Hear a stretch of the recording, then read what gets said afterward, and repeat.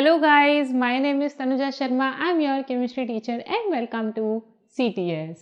बेटा जी, आज हम करने वाले हैं इलेक्ट्रोफिलिक सब्स्टिट्यूशन रिएक्शंस। इससे पहले हम न्यूक्लियोफिलिक सब्स्टिट्यूशन रिएक्शन करके आ चुके हैं, तो जिस बच्चे ने लेक्चर नहीं देखा है पहले जाएं उस लेक्चर को देखें। और बेटा जी, आज इसके अलावा हम करने वाले हैं बहुत सारे नेव रिएक्शंस के बारे में बात, which are very very important for your exam. और हम Grignard reagent, Wurtz reaction, Fittig reaction, Wurtz Fittig reaction, ये सब पढ़ेंगे। ओके, तो फटाफट से शुरू करते हैं। देखिए बेटा, हमने क्या पढ़ा पहले? Nucleophilic substitution reaction. अब न्यूक्लियोफिलिक सब्स्टिट्यूशन रिएक्शन में क्या होता था? न्यूक्लियोफाइल अटैक करता था, राइट। और हम क्या पढ़ने वाले हैं? हम इलेक्ट्रोफिलिक सब्स्टिट्यूशन रिएक्शन। अब क्या अटैक करेगा? अब अटैक करेगा हमारा कौन? इलेक्ट्रोफाइल। ओके, अब देखिएगा, इलेक्ट्रोफाइल जब अटैक करता है बेटा, तो देखते हैं। ये मैंने लिखा आपका क्लोरोबेंजीन, ठीक है। अब ये क्लोरोबेंजीन पर मैंने क्या किया? मैंने डाला Cl2। देखो, Cl2 H न्यू वाला नहीं डालेंगे, अब क्या डालेंगे? Cl2 with anhydrous FeCl3। अब ये एनहाइड्रस FeCl3 क्या काम करेगा कि ये इस Cl से, ये वाला जो एक Cl होगा भाई, Cl ये होगा। अब ये एनहाइड्रस है और FeCl3 है। अब FeCl3 क्या होता है? लुईस एसिड होता है। अब लुईस एसिड है, देखिएगा, लुईस एसिड है, तो ये क्या काम करेगा बेटा? ये इसका जो एक Cl है उसको खुद ले लेगा। जैसे ही Cl को एक खुद ले लेगा तो हमारे पास में Cl माइनस को ये ले लेगा, तो Cl प्लस बच जाएगा। अब Cl प्लस क्या हो गया? इलेक्ट्रोफाइल हो गया। तो यानी कि ये हो गया हमारा इलेक्ट्रोफाइल का जनरेशन, कि कैसे जनरेट कर सकते हैं इलेक्ट्रोफाइल को, ऐसे कर सकते हैं। ओके, अब ये क्या काम करेगा? अब ये इस पर अटैक करेगा। अब कहाँ अटैक करेगा ये भी देखना है। पहले इलेक्ट्रोफाइल जनरेशन तो समझ में आया है ना, कैसे जनरेट करते हैं। अटैक अभी समझाते हैं। अच्छा, यहाँ वाला देखो। अब अगर मान लो मैंने डाल दिया HNO3 विद H2SO4, ठीक है, HNO3 मैंने डाल दिया H2SO4 के प्रेजेंस में, तो मुझे आप लोग बताइए कि क्या जनरेट होगा? यहाँ से बेटा जी NO2 प्लस जनरेट करेगा। ओके, अब देखिएगा, अगर मैं सिर्फ डाल दूँ H2SO4, तो H2SO4 क्या जनरेट करेगा? SO3H, ठीक है, प्लस इसको जनरेट करेगा, राइट। बात समझ में आ रही है? तो यानी कि ये तीनों का हमने सबसे पहले क्या पढ़ लिया? हमने इलेक्ट्रोफिलिक जनरेशन पढ़ लिया कि इलेक्ट्रोफाइल क्या जनरेट करेगा। अब हम देखते हैं कि ये अटैक कैसे करेगा। देखिएगा बेटा, अब अगर मैं अटैक की पॉसिबल बात करती हूँ तो देखिएगा, ये मान लीजिए ये मेरे पास में ये है। अब ये क्या काम करता है कि ये इलेक्ट्रॉन डोनेट करेगा बेंजीन रिंग को, राइट। हमने पहले भी पढ़ा है ये कि ये बेंजीन रिंग को क्या करता है? इलेक्ट्रॉन डोनेट करता है। तो देखिए, अगर ये बेंजीन रिंग को इलेक्ट्रॉन डोनेट करेगा तो यहाँ पर आपको याद आ रहा है कि नेगेटिव नेगेटिव यहाँ घूम रहा था, याद आ रहा है कुछ? यहाँ डबल बॉन्ड कैरेक्टर अगर मैं यहाँ पे प्लस लगा दूँ तो यहाँ पे नेगेटिव घूम रहा था। ओके, ये मैं ऐसे ही कर रही हूँ अभी, ताकि बस आपको ये समझाने के लिए, सही नहीं है, समझाने के लिए बस मैंने नेगेटिव नेगेटिव लगाया है, ताकि आप ये समझो। बना के दिखाऊं क्या? लो देखो, ये देगा इलेक्ट्रॉन, ये यहाँ इसने इलेक्ट्रॉन दिए, तो ये जो होगा ये यहाँ आ जाएगा, ठीक है। तो ये आ गया नेगेटिव चार्ज, ये यहाँ, ये यहाँ। अब ये जो नेगेटिव चार्ज घूमेगा, ये एक छोड़ के एक घूमेगा, पहले सिखाया मैंने। तो यहाँ जाएगा, फिर कहाँ जाएगा? यहाँ जाएगा। तो अब देखिए कहाँ किस किस पोजीशन पे जा रहा है? ऑर्थो और पैरा पोजीशन पर जा रहा है। तो यानी कि मैं ये कह सकती हूँ कि जो इलेक्ट्रॉन डेंसिटी है वो मैक्सिमम है at ortho and para position. बताइए, ऑर्थो और पैरा पे क्या है? मैक्सिमम है। देख लो देख लो देख लो, यहाँ पर मैक्सिमम है ना, डन।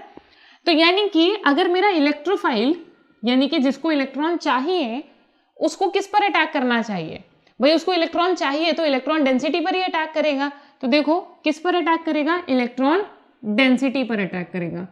अब देखो इलेक्ट्रॉन डेंसिटी का है, ऑर्थो एंड पैरा पर है।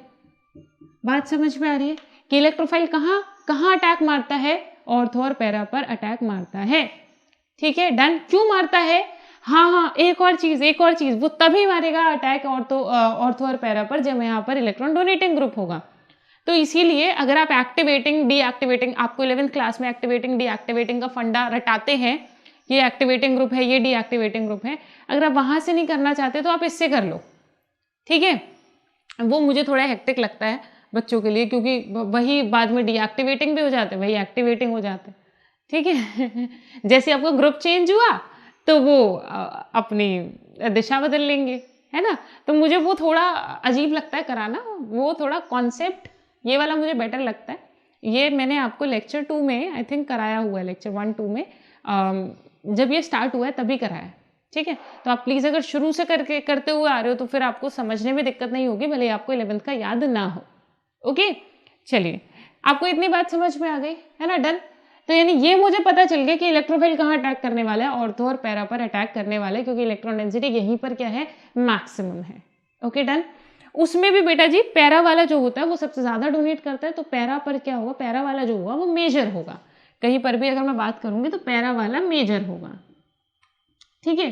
अब आप इसको कहीं पे भी लगा सकते हो, आप एल्कोहल वाले चैप्टर में लगाना चाहते हो यहाँ लगा लो, आप एल्डिहाइड कीटोन में लगाओगे वहां लगा लो, एमाइंस में लगाना चाहते हो वहां लगा लो। इलेक्ट्रोफिलिक सब्स्टिट्यूशन का फंडा यही है कि इलेक्ट्रोफाइल कहाँ अटैक करेगा, जहां पर इलेक्ट्रॉन मिल रहे होंगे। कहाँ इलेक्ट्रॉन मिल रहे होंगे, अगर डोनेटिंग ग्रुप है तो ऑर्थो और पैरा पर, क्योंकि रेजोनेंस में नेगेटिव यहीं पर जा रहा है।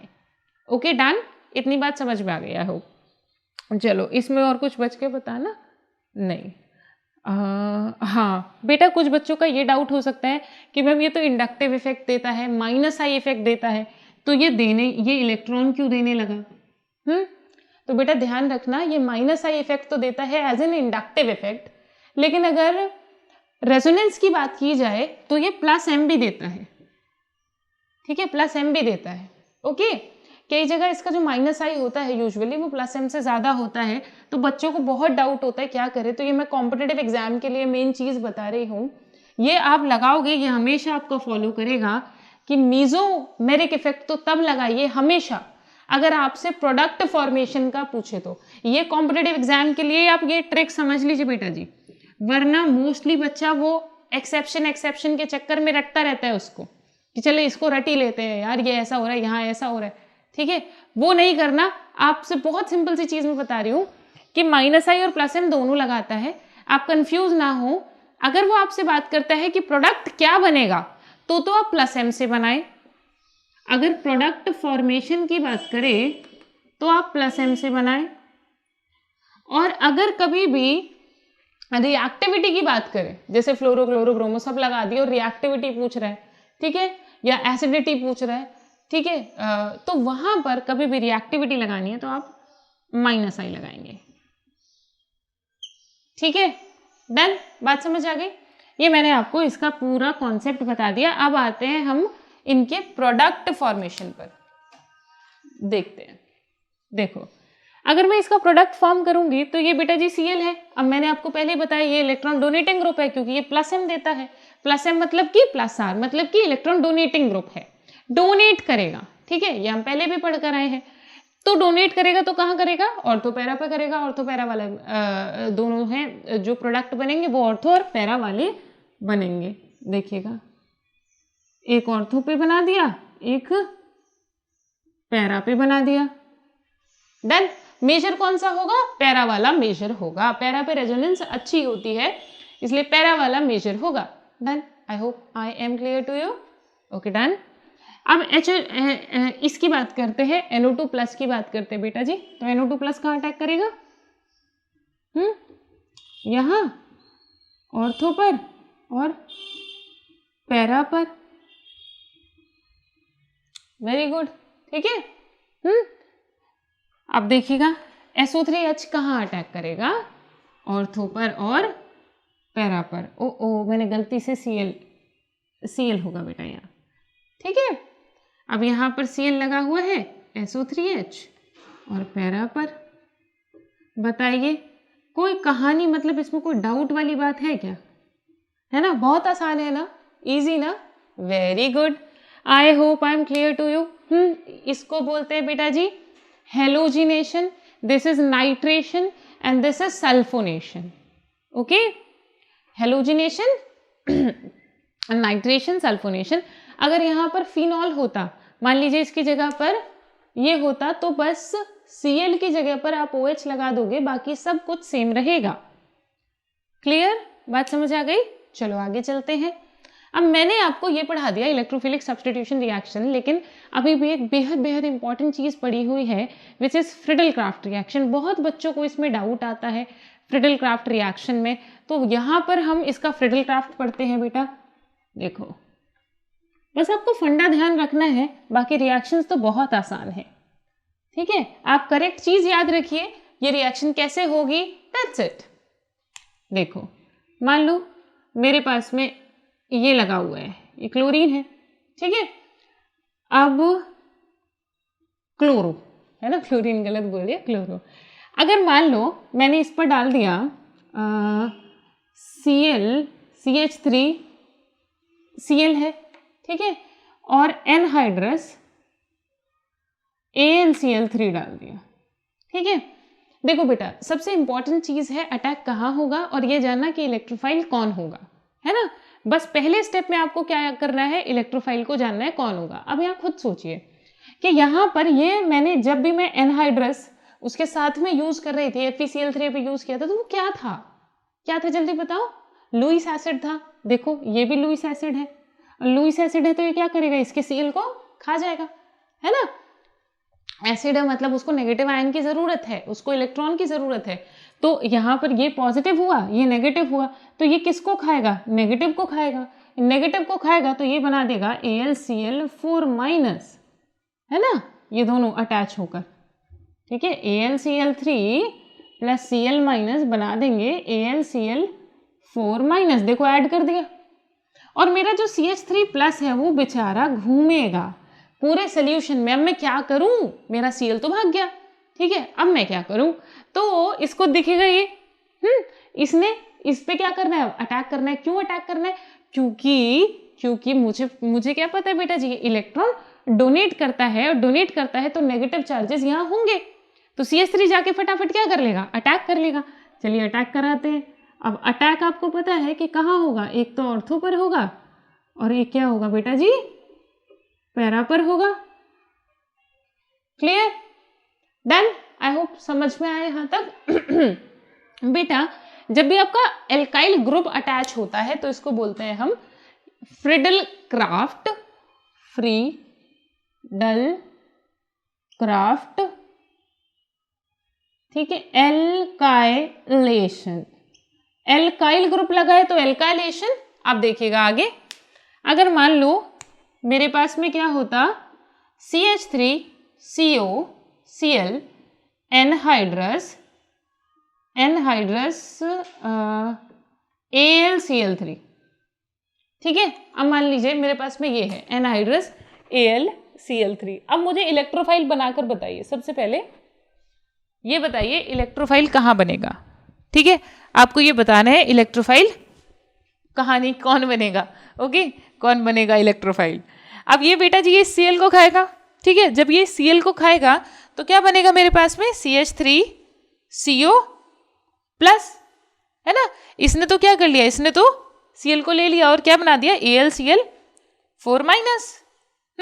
मेरे पास क्या क्या बचा रह गया, CH3CO। अब CH3CO कहाँ अटैक करेगा, ऑर्थो और पैरा पर। बहुत बढ़िया, तो आपने यहाँ Cl पर, Cl तो ऑलरेडी लगा हुआ है, यहाँ पर ऑर्थो पर अटैक करेगा तो COCH3, और पैरा पर अटैक करेगा तो COCH3। आप देखिएगा बेटा जी ये जो होता है CH3COCl, हाँ ठीक है, बिल्कुल ठीक है, ठीक है। अब देखो बेटा जी, इसको बोलते हैं हम, ये जो ग्रुप होता है ना CH3CO, इसको बोलते हैं हम एसिटो group.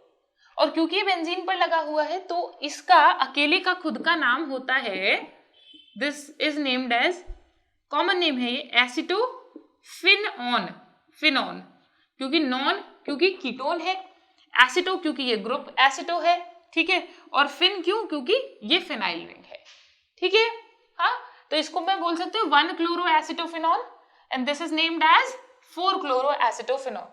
I hope I am clear to you. यहाँ तक आपको अच्छे से बढ़िया से समझ में आ गया होगा, है ना। चलिए बहुत अच्छा। ये है फ्रिडल-क्राफ्ट एल्काइलेशन और नीचे वाला जो है ये फ्रिडल-क्राफ्ट एसाइलेशन है। और ऐसा होगा नहीं इस बार कि आपका इसमें से कोई भी क्वेश्चन आए ना, ठीक है। आपके पेपर में लगा कर चलिए, या तो फिनॉल का पूछ लेगा क्योंकि फिनॉल में भी होती है फ्रिडल-क्राफ्ट, ठीक है, और या फिर यहां से पूछ लेगा, ठीक है। डन, पूछेगा जरूर, आपको करना जरूर है। Okay, Friedel-craft, very good. I hope अच्छे से क्लियर हो गया। समरी क्या है? समरी यही है, आप इलेक्ट्रोफाइल देखिए, और इलेक्ट्रोफाइल कहाँ अटैक करेगा? दोनों चैप्टर्स में, इसमें भी अगले चैप्टर में भी, ठीक है। कहाँ अटैक करेगा? ऑर्थो और पैरा पोजीशन पर। इलेक्ट्रोफाइल कौन होगा? एक में CH3+ होगा, जिसमें CH3 हुआ इलेक्ट्रोफाइल वो क्या हो गया? Friedel-craft alkylation. और जिसमें ये वाला ग्रुप हुआ इसको बोलते हैं बेटा एसाइल, तो ये इसका नाम होता है फ्राइडल-क्राफ्ट एसाइलेशन। डन बेटा, Friedel-craft acylation and Friedel-craft alkylation. Done, चलिए बहुत अच्छा। अब मैं इसको हटा रही हूं। अब नेक्स्ट जो हम पढ़ने वाले हैं बेटा जी वो होंगी आपकी कुछ रिएक्शंस। ये रिएक्शंस हम पहले भी पढ़ चुके हैं, जैसे स्वार्ट्स रिएक्शन, फ्रेंकल-स्टीन, लेकिन मैं एक बार रिवीजन के लिए यहाँ पर डाल दूंगी। और वुड्स वगैरह इनको करते हैं। ये भी बहुत इंपॉर्टेंट है और इंपॉर्टेंट के साथ में सिंपल बहुत है, ठीक है। दिमाग भी लगाने की जरूरत है नहीं, साइड में रख के दिमाग को तब भी करोगे तो भी हो जाएंगे। ओके, देखो कहाँ थे हम? कुछ रिएक्शंस पर, ठीक है। रिएक्शंस इंपॉर्टेंट, नेम रिएक्शन भी समझ लीजिए और कुछ रिएजेंट्स करने हैं। तो इनमें सबसे पहला जो मैं आपको कराऊंगी ये दिमाग वाला है थोड़ा सा। अब देखो, सॉरी, हाँ, अब देखो बेटा जी हम एक चीज पढ़ने वाले हैं which is name as Grignard reagent. Grignard reagent, ये ग्रिग्नार्ड रिएजेंट क्या है and why this is so important. ये इस चैप्टर में तो इतना इंपॉर्टेंट है भी नहीं जितना आने वाले चैप्टर में होगा, एल्डिहाइड, कीटोन और एसिड्स में। ग्रिग्नार्ड रिएजेंट हर जगह आपको ऐड कराना होगा, हर जगह ऐड कराना होगा। तो अभी यहाँ पर तो सिर्फ बेसिक है इसका, है ना, ऐसा कुछ भी ज्यादा है नहीं इसमें। देखिएगा, अगर मैं बात करूं ग्रिग्नार्ड की, तो बेटा ग्रिग्नार्ड वाज द साइंटिस्ट जिन्होंने 1900 में एक बड़ा ही अनोखा काम किया था। और वो अनोखा काम क्या था? कार्बन का किसी मेटल के साथ बनना बॉन्ड पॉसिबल नहीं हो पाया था तब तक, जब तक इन्होंने ग्रिग्नार्ड रिएजेंट को नहीं बनाया था। ओके, तो ये बहुत बड़ी अचीवमेंट मानी गई कि कार्बन को जो कि सारे कोवेलेंट कंपाउंड बनाता है उसको आपने किसी मेटल के साथ में बॉन्ड करा दिया। सोचो ना, मेटल तो सारी आयनिक बॉन्ड बनाती है और ये सारा कोवेलेंट बॉन्ड बनाता है, यानी कि ये क्या हो गए? एक तरह से ब्रिज हो गए, है ना, जिसमें क्या किया? कार्बन ने मेटल के साथ में क्या बनाया? बॉन्ड बनाया। आई होप आई एम क्लियर, ठीक है। अब यहाँ देखिएगा कौन सी मेटल थी ग्रिग्नार्ड में? तो बेटा मैग्नीशियम थी, लेकिन कैडमियम की बाद में जो आया वो कैडमियम के साथ में भी कार्बन ने बॉन्ड बनाया था, ठीक है बच्चा। तो ये क्या होते हैं, लेकिन वो अलग है, R2CD, ठीक है, वो अलग है, आपको वो नहीं पढ़ना। आपकी बुक में मेरे ख्याल में एक रिएक्शन है उसकी सिर्फ, वो तब एल्डिहाइड कीटोन में है, यहाँ पर नहीं है। यहाँ देखिएगा, यहाँ पर आपका कार्बन किससे बॉन्ड बनाएगा? Mg से बॉन्ड बनाता है, उन्होंने Mg को चूज किया था। और यहाँ इस रिएजेंट का नाम होता है RMgX, ठीक है। अब ये R क्या है? ये कोई एल्काइल ग्रुप है, जैसे कि मैं लिख दूं CH3MgX, ठीक है। यही क्या है? यही है आपका Grignard reagent. Grignard reagent, okay, done. अच्छा, इसमें एक और चीज, हाँ, ग्रिग्नार्ड रिएजेंट हो गया।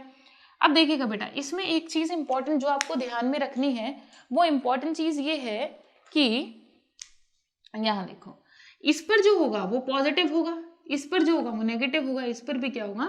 नेगेटिव होगा। बात समझ आ रही है? क्यों? क्योंकि ये मेटल है, बीच में पहले मेटल पे पॉजिटिव लगा लेना, ठीक है। अब पॉजिटिव के आसपास क्या होना चाहिए? नेगेटिव, तभी तो वो स्टेबल होगा। तो आपने दोनों पे नेगेटिव लगाया and this is now stable, ठीक है। तो ये हो गए आपके चार्जेस।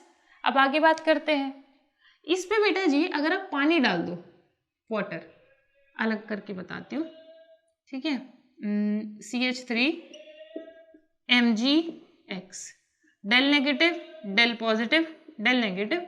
अगर आपने इस पर पानी डाल दिया तो पानी क्या होगा, पानी क्या होगा, H plus OH minus, right, टूटेगा H प्लस और OH माइनस में। अब देखिएगा बेटा जी, अब ये बॉन्ड कहाँ से टूटेगा, ये बॉन्ड टूटेगा यहाँ से, ठीक है। अब ये नेगेटिव किसके पास जाएगा, भागकर इसके पास में, और ये किसके पास जाएगा, भागकर इसके पास में, यानी कि मेरा क्या बन जाएगा, CH3, और ये H से बॉन्ड किया तो मैं टोटल लिख दूं CH4 प्लस, और ये बन गया मेरा Mg, यहाँ X और यहाँ OH।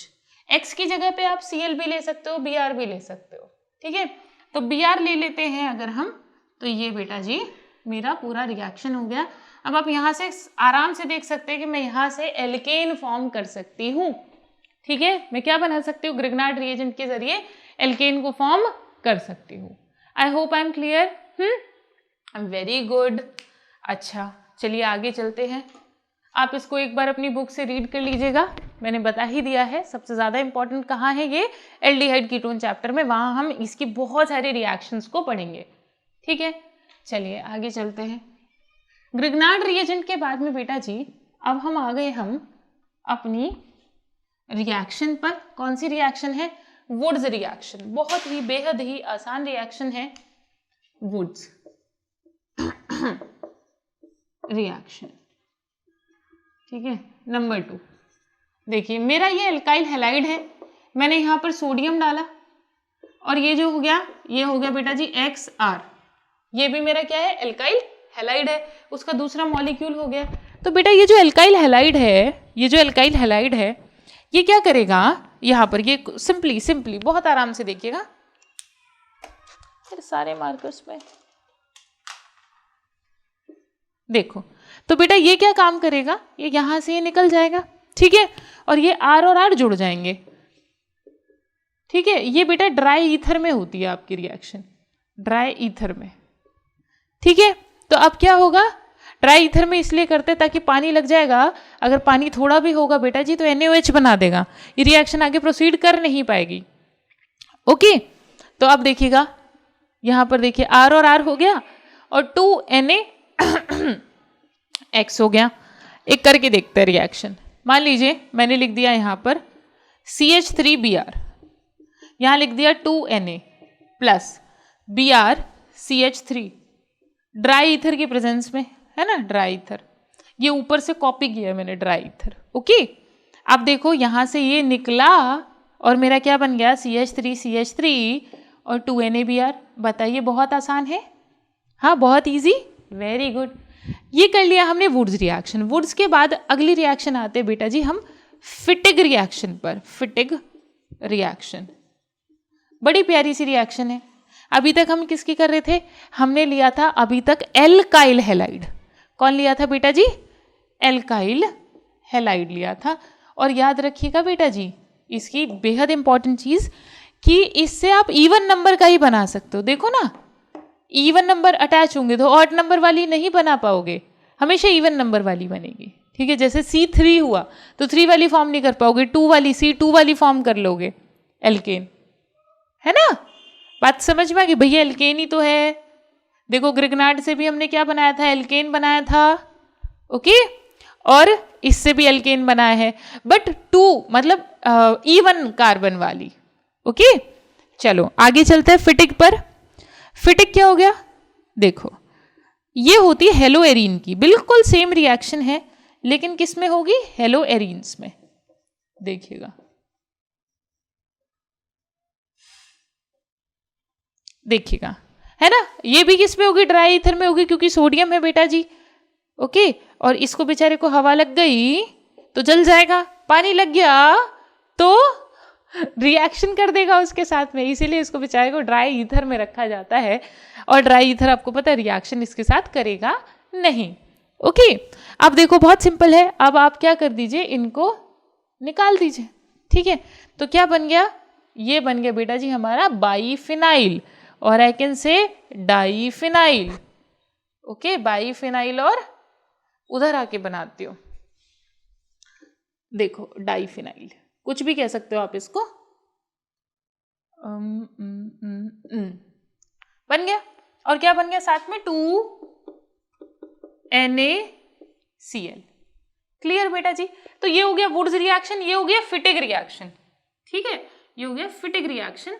अब हम आते हैं नेक्स्ट हमारी रिएक्शन है which is Wurtz Fittig reaction.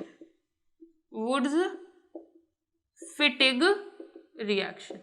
अब ये वुड्स फिटिग क्या है देखिएगा, ये है एल्काइल हैलाइड की, ये है एराइल हैलाइड की रिएक्शन जिसमें एराइल हैलाइड हो।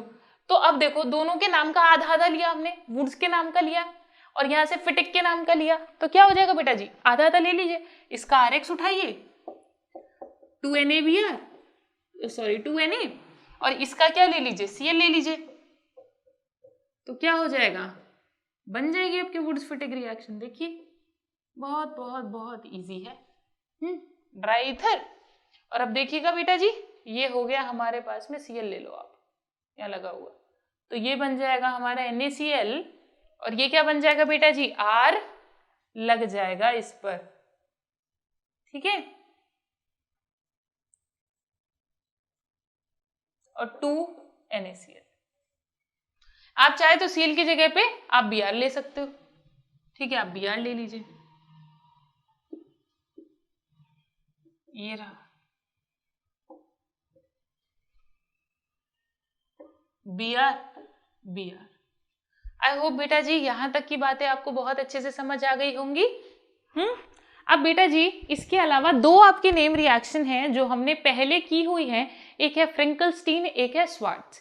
इसमें यही नेम रिएक्शन है, ये तीन नेम रिएक्शन, ये और फ्रिंकलस्टीन और स्वार्ट्ज और सेंडमेयर अगर आप कर लेते हैं, सेंडमेयर कराई हुई है मैंने, उतना कर लेते तो बहुत मतलब आपकी इस रिएक्शन की सारी इस चैप्टर की सारी रिएक्शन पूरी हो जाती है। ठीक है, फ्रिंकलस्टीन क्या था जल्दी बताओ, नाई याद आ रहा है? हाँ, वीडियो देखना अच्छे से, नाई। ओके, और दूसरा क्या बताया था मैंने, स्वार्ट्ज बेटा जी ये कई बार स्वार्ट्ज से क्वेश्चन आ चुका है कि which of the following method is the best method to prepare fluorides.